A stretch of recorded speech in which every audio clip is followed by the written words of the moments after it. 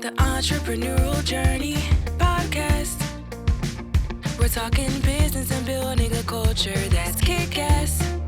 Where we make it happen, grab your seat, let's have a blast. At the Entrepreneurial Journey Podcast.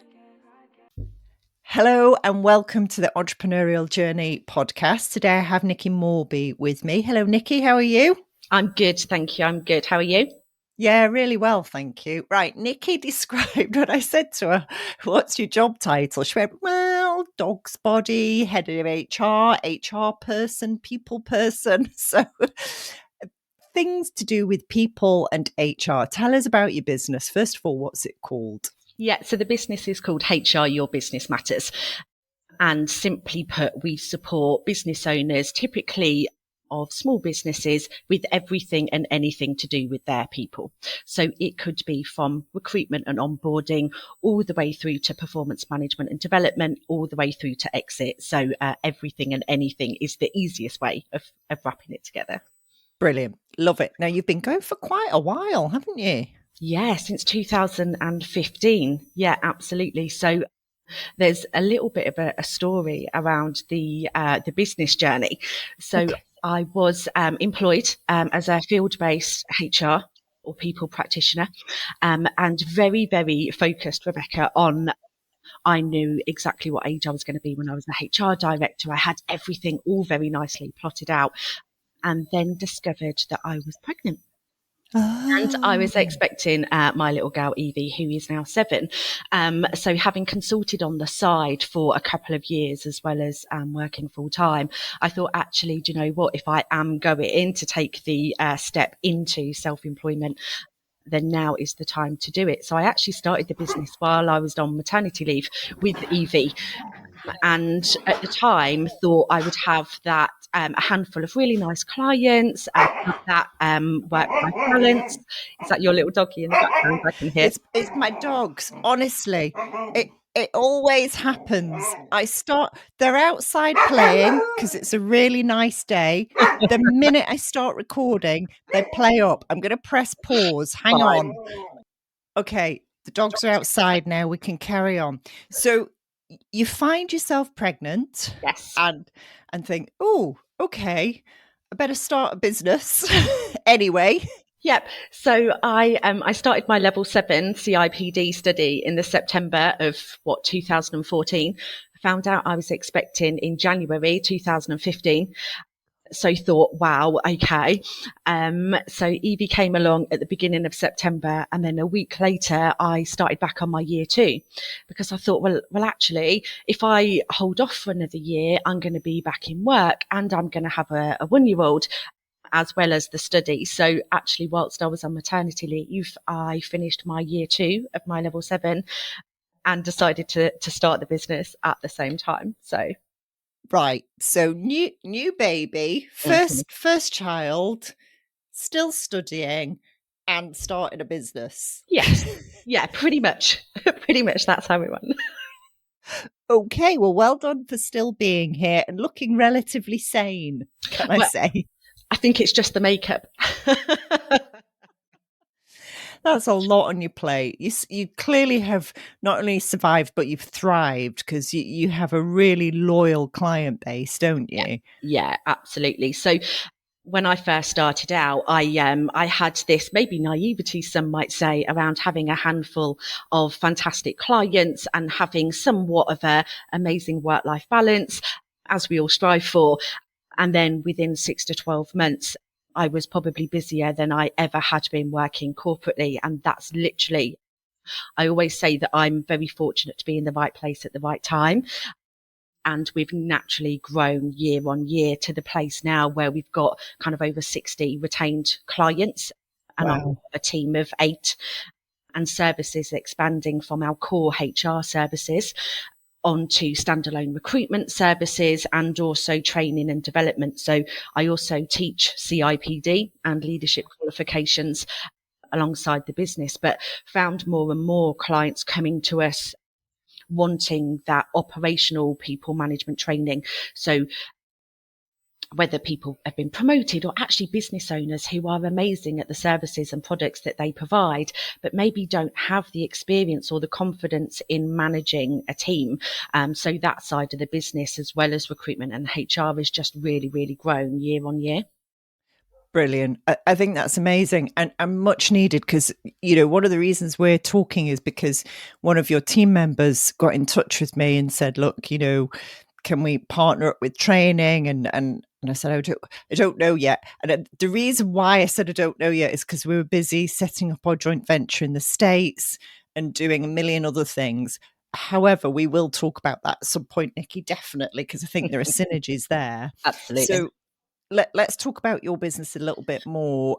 You're in Peterborough, but I'm guessing these days you serve clients all over the UK, do you? Yeah, absolutely. We venture into London. We go across to Essex. We go as far north as Hull and outskirts of Darlington, and then over into kind of Leicestershire. So I think especially since the pandemic, where everybody obviously was forced into this isolation, it really pushed forward the norm of what we can do online, and it gave everybody the confidence, for want of a better word, that these things absolutely can be delivered to a really high level online, and that allowed us to grow. Yeah, no, it's good. So what size is your team now? So I've now got a team of 8. Wow. Something weird happens at the 9th recruit. Have you noticed that with your clients? just be aware, because years ago when I ran my recruitment business, we got our 9th and 10th employees and weird stuff started happening. And I tell my clients about it and I warn them. And what I say to my clients is, look, your line managers can only have a maximum of 8 direct reports. 6 is better. You know this. But it's because when you get that 9th and 10th person, you start getting little cliques and little factions. So I'm just giving you the heads up. Yeah. And do you know what? It's really funny you say that, because we have such similar conversations, and especially with the smaller business.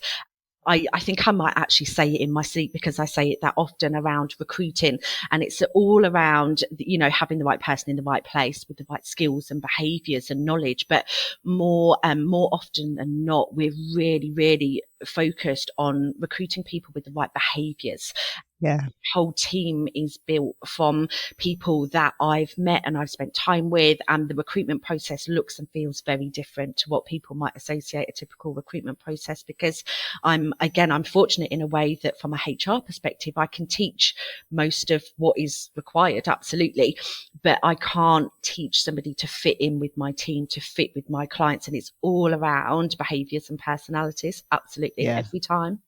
Yeah, every time we talk to our clients about recruiting on values and attitudes, because you can't train those things in. They're built into the human being. And as you wisely say, you can teach the skills all day long. But it's that kind of how you are and culture and all that wonderful stuff. Yeah.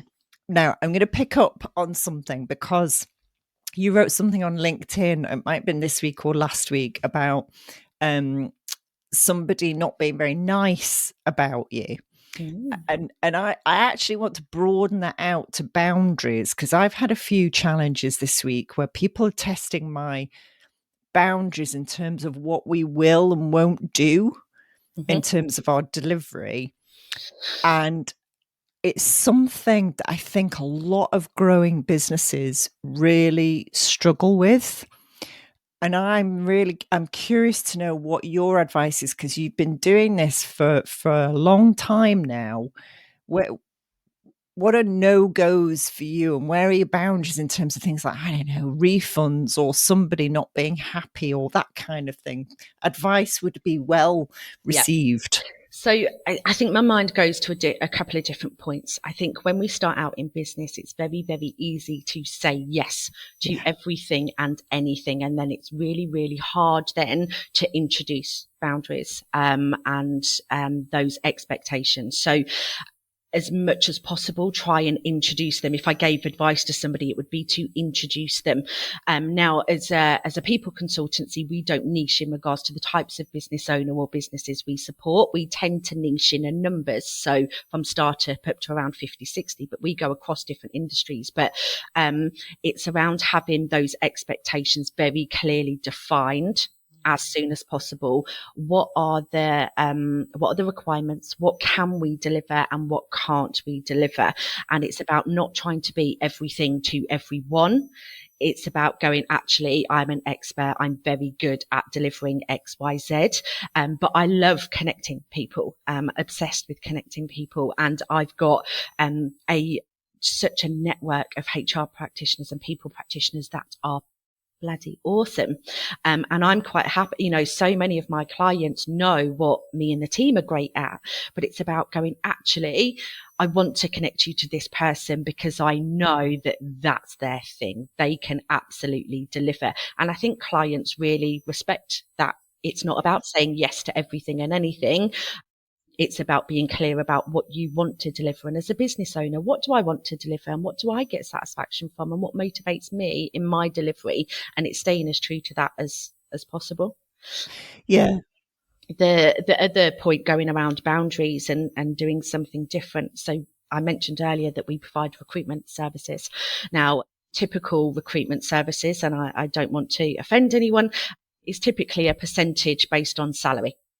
And sometimes you get maybe a very old school and non-best practice version of CV searching, unsolicited emails of CVs in the hope of placement. And we do something very, very, very different. We are people practitioners that recruit. So we do the job descriptions, the roles and responsibility documents, the adverts. My best advert of all time with the highest level engagement talked around drinking coffee, eating cakes and fussing the dogs in the office, because it alludes to culture rather than, the technical abilities of a role. So we support with recruitment. We do the offers declines. We do start to end, but we do fixed rate fees. And I don't offer refunds. And I shout about that. Absolutely. I shout about, we do not do refunds. If you end somebody's employment within a fixed amount of time, as per typical recruiter agency agreements, you can get a partial refund or full refund. We don't do refunds because we have such confidence in the people that we place. And actually, we then support our business owners, our clients, to do pre-inductions, inductions, probations, all of those processes that help people settle in. There's very little way of exit. So, that's one where I'm quite happy to set a boundary. We don't do refunds, and this is why. Yeah, I like that. And we're really clear on our online offering. There's a refund period of 30 days. After that, there's no refunds because we've provided the service, the platform. We fulfilled our promise completely. We've provided the support and continue to provide the support, actually. And if somebody hasn't accessed that, I can't be responsible for that. And it's quite, you're right. It's been, you can hear in my voice, it's been quite a tough week this week because I've had a couple of these. They all come together, don't they? Yep, they do tend to. They all come together and it's like, no, this is what we have said. This is what we offer. And this is what we've delivered. And I cannot be held responsible for what happens in your life. Yes. Yeah. And whilst you might understand and have that empathy and understanding to any situation that's brought to you, it's a case of, if you make an exception here and there and where, what lines get blurred, and it's okay to make this, kind of this difference on this occasion, but what about the next and what about the next? Yeah, completely agree. Yeah, definitely. Not easy though, is it? No, it's really not. But it's about, I think it's just around having that structure Yeah. See, from a HR perspective, HR love a good policy. In all honesty, if I never had to write another policy, it would be a very, very happy day.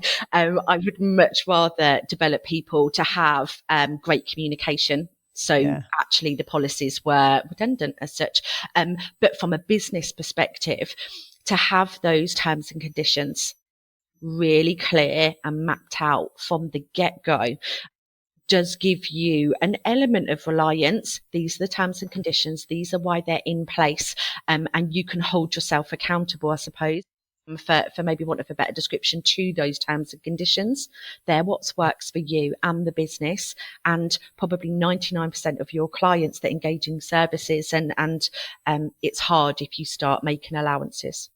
Yeah, I agree. Good. Thanks, Nikki. I made the right choice for you. Good. Yeah. And then I went to a spin class to make myself feel better. Like, we'll just get all the angst out in one go. Yeah. And I was going to come back to that because after all this time in business, running your own show, and you mentioned it earlier, this work-life balance. How do you make sure you maintain that and you're not just on that hamster wheel that many business owners find themselves on? Yeah. I feel like I'm going to tell you another story. Please. So I have a really good friend, and her name's Katie, and I've known her for 18 plus years, and she's absolutely obsessed with horses, and that's her hobby. And every single day she goes to work, and most of her disposable income is spent on the horses, which is, fantastic. And Great. Horses cost a fair bit with livery and all of the shows that she does. And she's so passionate about these horses. And many a time we've sat there drinking coffee, and she's really kind of challenged in a friendly way. You work a lot of hours and you need a hobby. And it got to a conversation where I explained to her that I feel incredibly lucky that my hobby doesn't cost me any money. My hobby makes me money. I am just so, again, very fortunate that I get up in the morning, and yes, we all have that Monday morning feeling where we think, oh, the weekend went too quickly. But 99% of the time, I love what I do. I love our clients.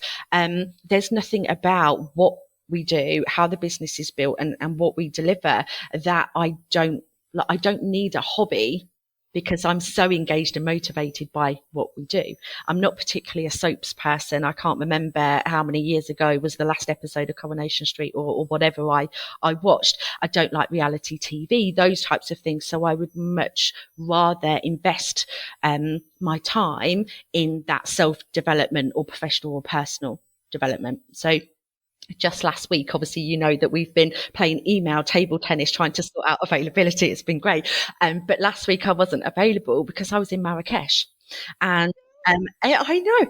And every single year for the last few years, obviously, besides the lockdown 2020, I and that great friends now, but business owners who I met through business, we pick a destination that's always very hot and very lovely, and we escape for a few days or a week, and we Marrakesh last week was one of those weeks. So there was 12 of us, and we went and stayed in this absolutely stunning villa.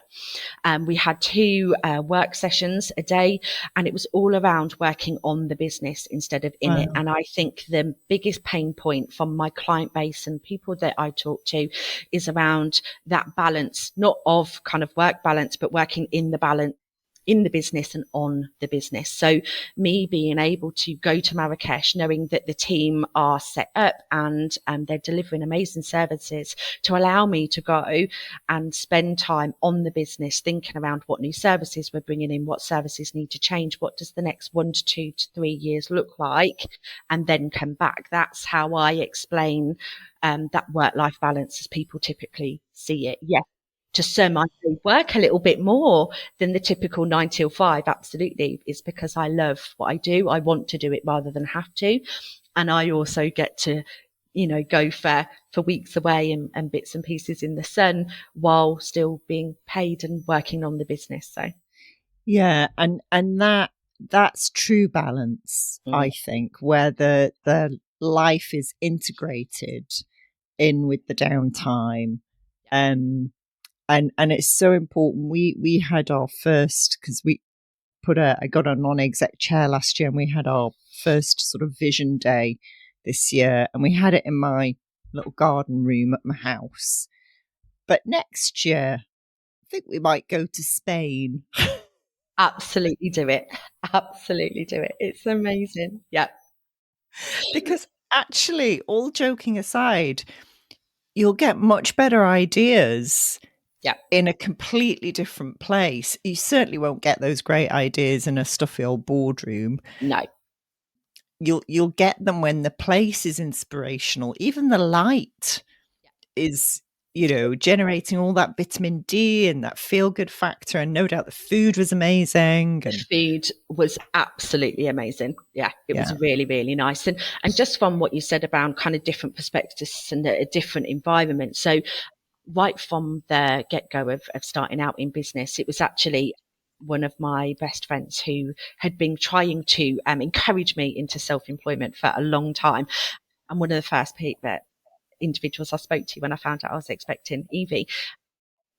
And she runs a very successful community of people in business. So last week in Marrakesh, it was arranged by Joe, and we all went away. But actually over the last, X amount of years, I've been part of what we call a mastermind group. So every month we come together for one day a month and we work through challenges and obstacles. And we just, there's 8 of us, and all different industries, size of businesses, but they bring a different perspective. So I can go one day with a challenge around, I just don't have maybe the experience or the knowledge to know which choice to make. And just through spending that time with those individuals, they are my board as I explain it. Absolutely, really, really useful. So I would encourage anybody in business, and the amount of business, the clients that I speak to, where we end up chatting around business and people and all of those things. And I encourage, find your tribe, find that mastermind, that group of people who you can have that confidence to go and support you growing and scaling your business. Yeah, we offer it to our partners. So the people who do our Kick-Ass Culture program, once they qualify, they can join us as a partner if they want. Yeah. And we do masterminds for them, and we've solved some really, tricky issues for them. Yeah. And our partners, business coaches and consultants by their very nature are working on their own anyway. So they don't even have a team in the office to bounce ideas off. So we are that facility, and it's invaluable. And I always get something out of it, even though I'm running the mastermind. Yeah, they're really good. And you're right. I would encourage any business owner to find like-minded people to run a fairly regular mastermind. It doesn't even have to be a whole day. It could just be an hour. Yep. To like you say, to take yourself out the business, and that point, Nicki, of you having lots of different industries in there. You and I are really lucky because we see other industries because of the nature of our job. Yep. But a lot of sectors don't. And you're absolutely right. You learn probably more from a different sector to your own than anybody else in your own sector. Yeah, absolutely. Absolutely. And I think that's really helped where I said that we haven't niched as a business because we do support clients across industries. That's massively supported us as a business in the services that we can provide, because I see what legal services or financial services or CQC provision businesses, medical, manufacturing. I see what they do, and there's so much transferable experience and skills and resource. But because me and the team are able to support clients and we see those things, we can automatically then process and go, I know where this will work incredibly well. Really, really useful. Yeah, definitely. So from a sort of HR perspective, what's coming on the horizon that business owners need to be aware of, do you think? I think that last year, not to pour water over our great conversation, last year was really bloody tough. It was. For a lot of businesses. So we've had Brexit, we had a global pandemic, and businesses are a hell of a lot of businesses are on their knees. Mm. And we came out of the pandemic and really tried to relay those foundations. And so many businesses diversified through the pandemic.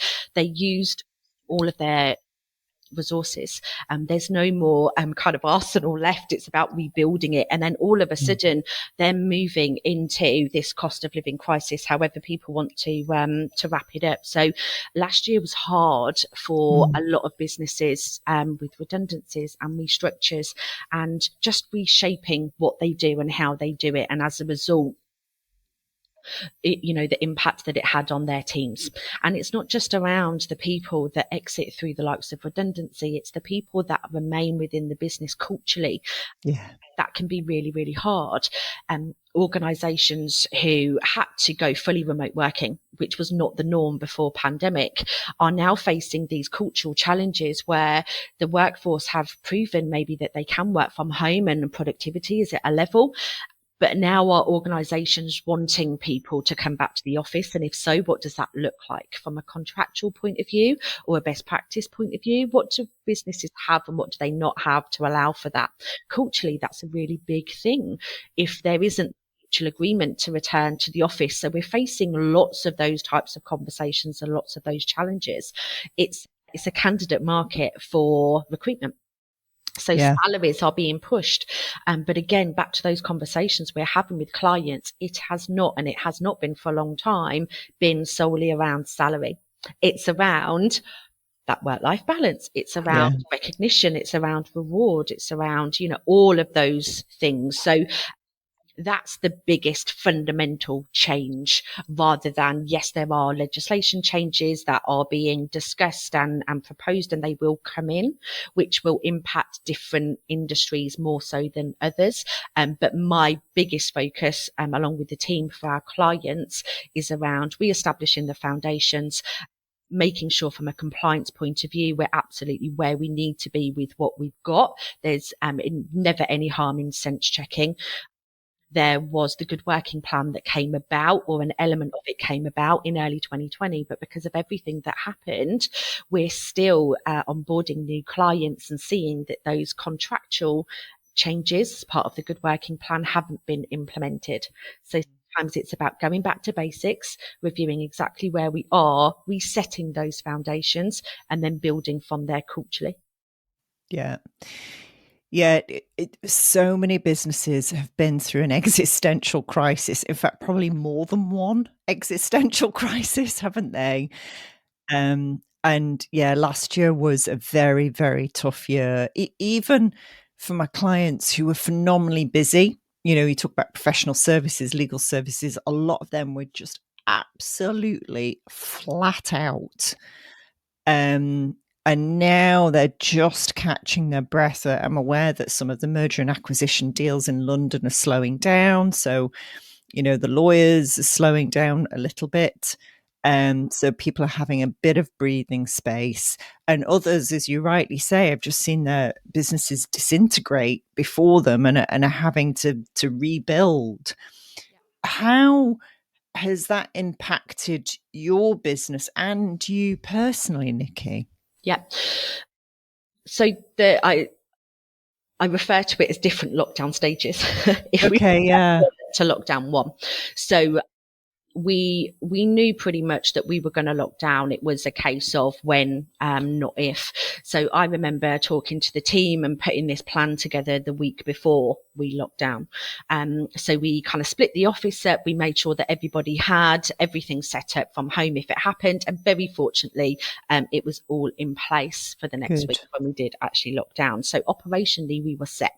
However, from a business owner perspective, from a personal perspective, it was probably the hardest time that I've ever had, from a number of different reasons that people can probably relate to.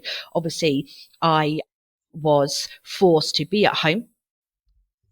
In the space of 3 weeks, I'd spoken to, in depth to over 300 different businesses. I was going on constant webinars every other day to just try and reach as many people as I could. I was very fortunate that I understood the concept of furlough. and compared it to the UK version as implemented. And so I was probably a little bit more confident than some to be able to go into what we did, but the mass volume and influx of contact, I had hundreds and hundreds and hundreds of emails going into my inbox every day. Every time I put down the phone, I'd miss 2 calls, and people were leaving voicemails and Facebook messages and WhatsApp. And by the end of that second week, I remember sitting on my decking in my back garden, and it was 10 o'clock on a Friday night. And I sat there, Rebecca, and in all honesty, I absolutely sobbed. I was just so overwhelmed with trying to help as many people as I could. Business owners who had been in business for 20 odd years, so incredibly upset at everything that was happening, but also that personal perspective. So, being a mum, having family and friends, everybody was just in a state of panic, weren't they? Yes. So the biggest challenge that I had was locating to home. I like going to work from a mindset point of view. I get cabin fever if I stay in one place for more than one day. I like to get out and about. So to feel that I was restricted wasn't great for my mindset. So as soon as I could legally and safely move around, I did so, which had a huge benefit for me. If there was a silver lining maybe to the pandemic, just the same as you said, legal services and others, it absolutely catapulted our business and our service offering, and we have grown massively since that pandemic over to now. Wow. Where are you taking the business? Where's it heading? Lots and lots of exciting things, some of which I can't say. So as I said earlier, like training has massively taken off. It's okay as being a natural extension to our clients, that they can just pick up the phone and we can support them in lots of different capacities. Some clients, we work in their business maybe once a week, and some business owners just call us as and when. So we try and be as flexible as possible. But what's becoming more and more apparent, and probably because recruitment is really hard, is business owners are really looking at the talent that they've got inside already. What development is available, what opportunity, what's the succession plans look like, and talent management. All of those things are really, really coming to the forefront from my perspective more than ever, or certainly a long, long time. So our training is really, really taking off. So yes, we do face-to-face training, which we call People Academy. So it's our signature course, and it's 12 half-day sessions, which takes a business owner or line manager, or actually somebody that just needs some recap training all the way around the employee life cycle. So recruitment, onboarding, induction, probationary, how to manage disciplinary or conduct, capability, sickness, absence, all of those topical things. But it's not, People Academy isn't academic. It's not theory based. It's very tangible. I call it roll your sleeves up, operational man management training. How do I complete an investigation? How do I complete a return to work? And that has been really, really successful.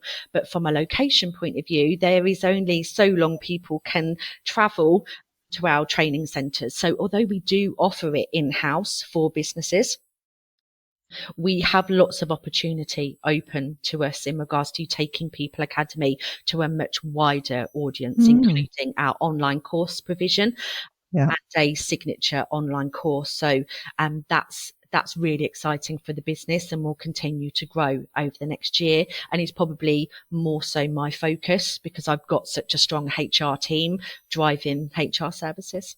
Brilliant. That's amazing. Now, if your business had a personality or character, Nicki, how would you describe it? A fun-loving, coffee-drinking, cake-eating. Yes, our branding is superheroes. It is. I love it. Yeah.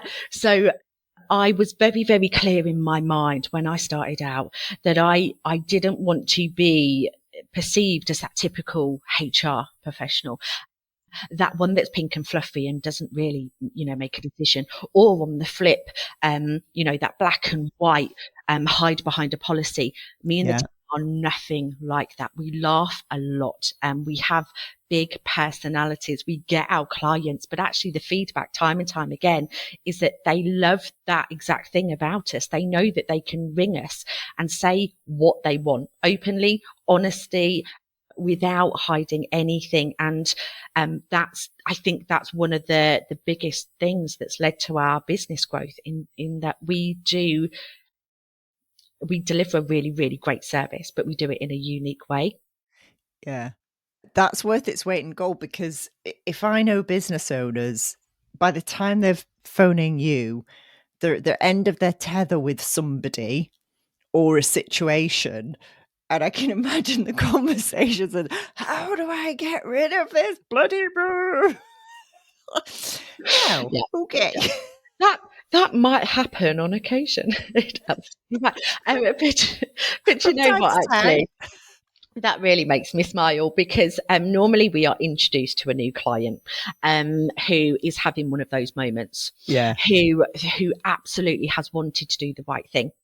Yes. Fortunately, are just at the end of their tether, or the end of their knowledge and experience within a matter. And through frustration, they get a referral through to ourselves from a client or whoever.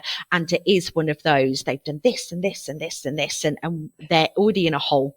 So what we do is very much from a firefighting perspective. We manage the situation, we deal with the situation, and we bring them out of that situation. And then it's going, actually, we've just demonstrated what we can do with a reactive stance, and that's not the greatest stance to have. So how about we draw a line and we move things forward in a way where you never have to feel like this again. And just the fact that we've gone in and we've managed the situation in the right way, that respect and that communication establishes itself really quickly. So clients do know that they can ring us from the get-go without leaving it until a problem has become a major situation before it gets dealt with.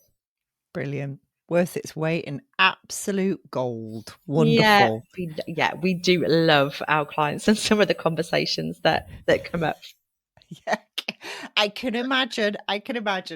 Right, Nicki, that's amazing. Thank you so much for your time. Best of luck with the business. I'm going to watch with interest how things grow and look out for the superhero. We'll have all your contact details on the podcast information and how to connect with you on LinkedIn. And we'll have a conversation afterwards or at some point about how we can work together. Amazing. It's been lovely to speak to you. The Entrepreneurial Journey Podcast. We're talking business and building a culture that's kick-ass, where we make it happen. Grab your seat.